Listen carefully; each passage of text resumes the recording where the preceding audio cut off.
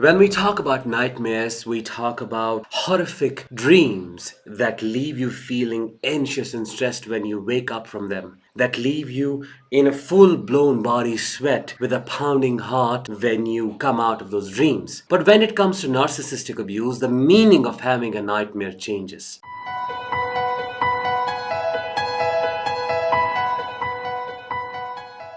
Hi, I am Danish, a narcissistic abuse recovery professional, and today in this episode, I'll be talking about something very strange called good nightmares. A category, a special category of nightmares that doesn't look like a nightmare. When you go through the cycle of narcissistic abuse, there are situations where you want the narcissist to be the way they were in the beginning of the relationship. Because the nature of this cycle of narcissistic abuse is such that it leaves you thirsty. It leaves you wanting to restore the homeostasis. It leaves you wanting to restore the balance that you saw in the beginning, that you felt in the beginning. And the whole relationship, this is how it goes. This is how you spend your time in this relationship, doing this, doing that, and the other to make them be like who they were in the beginning, to bring that virgin out of them that they promised you in the beginning of the relationship. But no matter what you do, it doesn't work. They keep getting worse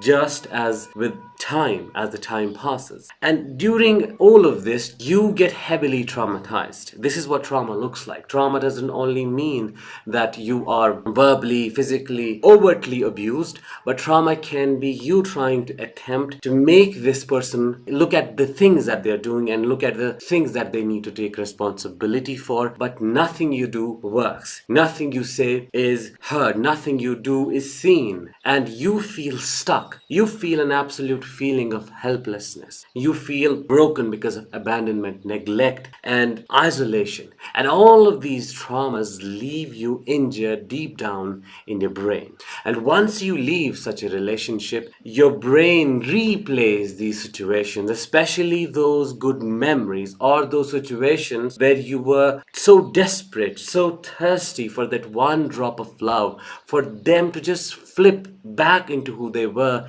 in the beginning. But it never happened in reality. However, in your dreams, you have those good scenarios, good memories, or those experiencing ending in a good way. For example, in the reality, you would have wanted them to, take responsibility or apologize, but none of it happened. However, when you have a nightmare today, good nightmare, you see them apologizing, you see them coming to you and taking responsibility, you see them changing. Your brain tries to give it a meaning so that it completes what is stuck, completes here in your inner reality. And that is what leaves you with extreme pain and sadness when you wake up from such dreams.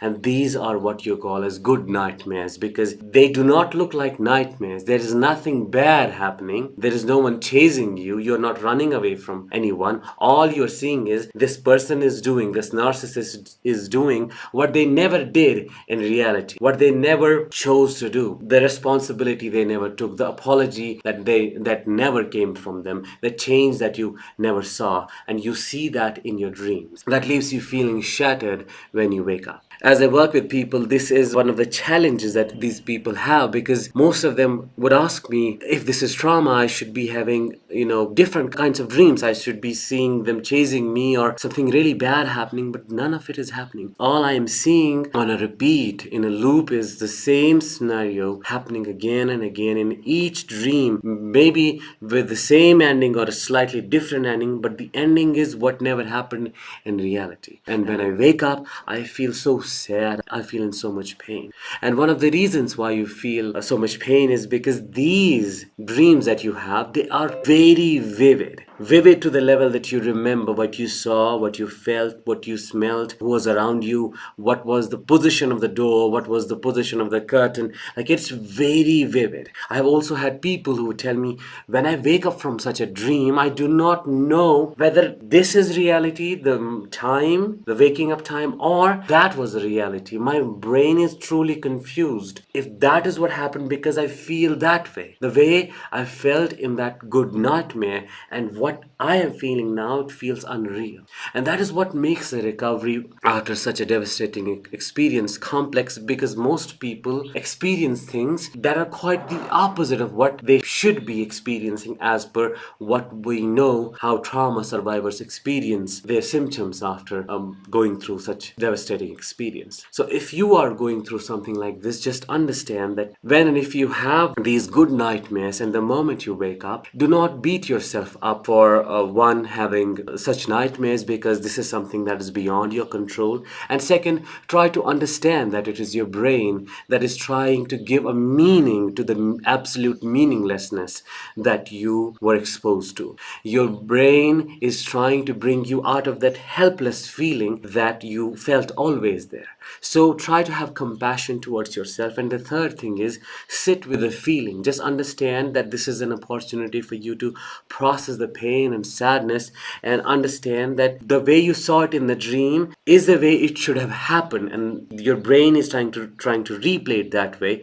Just process the pain, release it, and accept that it never happened that way, and it's is the trauma that is getting processed. And this is going to take time. You may have the same nightmare or the different nightmare with a different scenario, different experience, repeated over again and again and again for a long time, but ultimately they are going to get away, and the occurrence of these nightmares is going to reduce. Compassion, understanding, acceptance, and processing of the emotions is extremely important while you are having these good nightmares, and understanding that these feelings that you have, the confusion between what is real and what is not real, it's very common to have when you wake up from such an intense and vivid experience, like almost going on a trip, a hypnotic trip, like an extreme deep hypnosis. That is what it is like. So just be grateful that your brain is working extremely hard even when you're sleeping, just to help you get out of the trap that you are still in internally, emotionally, and it is going to get away. I hope today I was able to help you understand or make sense of what is happening with you. If this is what is happening with you, I'll talk with you very soon in another episode. Till then, let the healing begin.